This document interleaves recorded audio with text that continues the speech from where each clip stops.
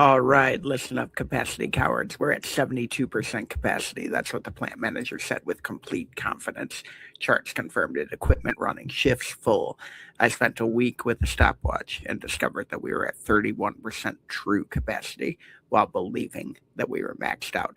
That full facility was hiding 132% improvement potential, and we almost spent tens of millions of dollars on an expansion while wasting more capacity that we actually were using. Hello, I'm Todd Hagopian, the original Stagnation Assassin, CEO of the Stagnation Assassins.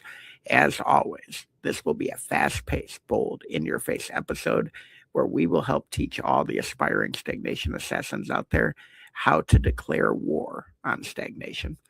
If you have issues with maxed out operations that somehow can't grow without massive capital investment, in this podcast, you will discover the 4 dimensions of capacity that you're probably ignoring, the 3S method that reveals hidden potential, and the 3 capacity killers that are invisible to traditional analysis but devastating to your throughput. So let's talk about this problem. Picture this capacity catastrophe. You have a division producing about $100 million of revenue. It's plateaued for about 3 years. Leadership is convinced that they need a multi-million-dollar facility expansion because the current facility is maxed out at 72% utilization.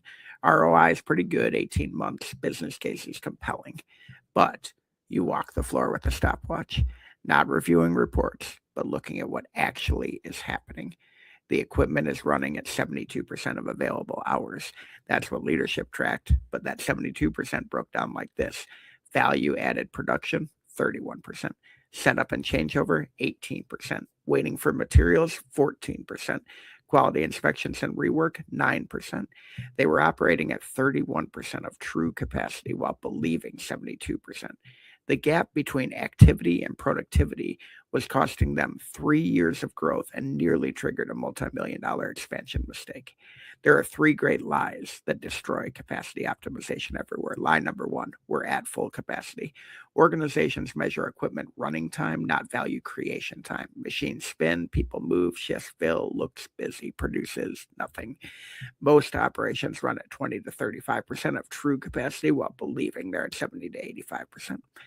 Lie number 2, we need more resources. Performance problems blamed on insufficient capacity rather than inefficient utilization. Adding resources to broken processes just multiplies the waste. More equipment running at 31% efficiency does not solve your problem. It makes it 3 times more expensive. Lie number 3, our capacity is fixed. Teams assume current performance represents physical limits.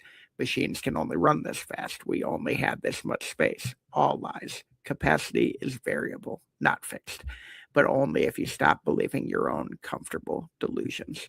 But here's what really kills capacity, the 4 dimensions that you are probably ignoring. Technical capacity is just the beginning. Equipment specs under perfect conditions that never exist. Operational capacity is how the work actually flows. I've seen products spend 95% of cycle time waiting, being moved, or getting reworked. Management capacity is decision velocity. 18-day average decisions create queues as deadly as machine bottlenecks. Strategic capacity is flexibility. You're optimized for a market that no longer exists. The industrial equipment division I ran discovered that our 9-day cycle time included only about 11 hours of actual value-added work. Products spent 95% of the time waiting, being inspected, being moved, being fixed, less than 6% creating value. That's not a capacity problem. That's organized chaos masquerading as process. So let's talk about the solution. It's time to reveal the 3S method. Sketch, streamline, solve. Phase 1, sketch your true capacity across all 4 dimensions. Map equipment utilization against actual output, throughput. What's the gap between running and producing? Value stream map your core products. How much time is value added versus value waiting, moving, or inspecting? Track your decision velocity. How long do routine approvals take? One division required 17 signatures for routine engineering changes. Each layer made sense. When added together, though, they created bureaucratic concrete. That industrial division sketch revealed 31% utilization, not 72. 95% of cycle time was waste. Average routine decision, 9 days. They had 132% of hidden capacity while planning a multi-million-dollar expansion. Phase 2, streamline before you solve. Eliminate complexity before adding capability. Kill unnecessary steps. One company discovered that 11 out of 17 inspection checkpoints had never caught a defect in 5 years. Eliminating them improved cycle time 48% with zero quality impact. Slash approval layers. That 17 signature process, we eliminated 13 of the signatures for decisions under 25 grand. Decision time dropped from 18 to 2 days, 76% improvement with zero capital investment. Reduced SKU complexity, 387 combinations, eliminated, freed enormous capacity. Changeover time dropped 64%. Engineering bandwidth freed up 23%. Inventory costs down multiple millions of dollars. Streamlining alone delivered 10 to 25% improvement before solving anything. Phase 3, solve constraints systematically using theory of constraints. Don't add capacity everywhere. Find the bottleneck and exploit it. Station 3 was the constraint, 94% of station capacity, while others ran at 45 to 65%. Traditional thinking was, let's add a second station for 800 grand. 6 months later, will be solved. We solved it for 87 grand in 8 weeks. First, exploit. Make the bottleneck as productive as possible through work design, material staging, and visual instructions. Throughput increased over 100% of previous capacity. Zero investment, just a couple weeks. Second, subordinate. Align everything else with that bottleneck's needs. Upstream batches, synchronized quality checks moved upstream. Changeovers optimized around that bottleneck schedule. Third, elevate. If still needed, add an automated fastening system for 87 grand, which is what we did. 23% reduction in cycle time. Station 3 output at the end, over 100% improved. 37% revenue growth. Multiple million-dollar expansion canceled.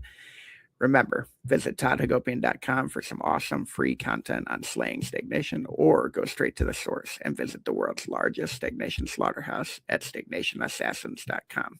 Make sure to sign up for updates, follow me on socials, buy our books, do all the things. But most importantly, tune in here next time as we continue to declare war on stagnation. Now let's talk about your homework. Your capacity revelation assignment. Pick one major process and track true value-added time versus total cycle time this week. I guarantee you're going to discover that you're operating at 20 to 40% of true capacity while believing that you're maxed out. Then identify your primary bottleneck, that one constraint that's limiting system out throughput, and ask what would happen if we doubled that capacity without adding equipment anywhere else. The answer will transform how you think about capacity and growth forever. Thank you, folks. Really love this topic. Can't wait to talk to you again next week. I appreciate you.